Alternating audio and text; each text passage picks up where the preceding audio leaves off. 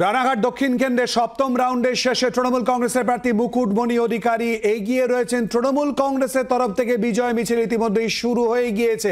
আরো আপডেট জানবো, সঙ্গে রয়েছে আমাদের প্রতিনিধি বিক্রম দাস। বিক্রম, কি আপডেট, কি জানতে পারছো?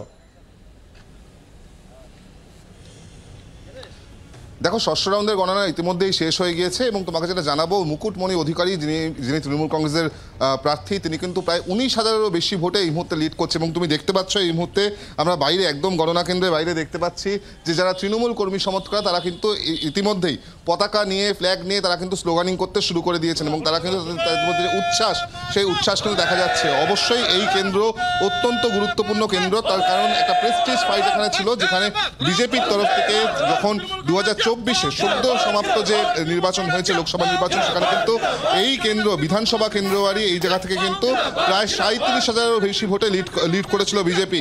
এমনকি 2021 সালে মুকুটমণি অধিকারী তিনি যখন বিজেপির প্রার্থী ছিলেন, সেই সময় কিন্তু এই কেন্দ্র থেকেই তিনি প্রায় 16,000 ভোটে জয়লাভ করেছেন। এবং যেটা দেখা যাচ্ছে যে এই উপনির্বাচনে কিন্তু একদম অন্য ফল, যেখানে তৃণমূল কংগ্রেস এখনো পর্যন্ত অত্যন্ত ভালো মাপে লিড করছে, ভালো মাপে ব্যবধানে লিড করছে। আমি সরাসরি যারা এখানকার কর্মীরা রয়েছেন তাদের কাছে আসবো। এখনো তো ভোটের গণনা শেষ হতে বেশ কিছুক্ষণ দেরি আছে, আপনারা এখনই সেলিব্রেশন শুরু করেন, আপনাকে আশাবাদী নিশ্চিত, জয় নিশ্চিত, আপনারা আশাবাদী? আমি দেবগ্রাম অঞ্চল তৃণমূল কংগ্রেসের সভাপতি সুবীর ধর। আমরা আজকে বহুদিন পর, সেই 2016 পর আমরা আজকে রানাঘাট দক্ষিণ বিধানসভার জয় আমরা সুনিশ্চিত করতে চলেছি। আমাদের মামাটি মানুষের নেত্রী মমতা বন্দ্যোপাধ্যায়। রানাঘাট দক্ষিণে আপডেট আপনাদের সামনে তুলে ধরছে। আরো আপডেট 4টি বিধানসভা কেন্দ্রের আমরা জানাবো। বাংলার আওয়াজ, বাঙালির আবেগ, জি 24 ঘন্টা।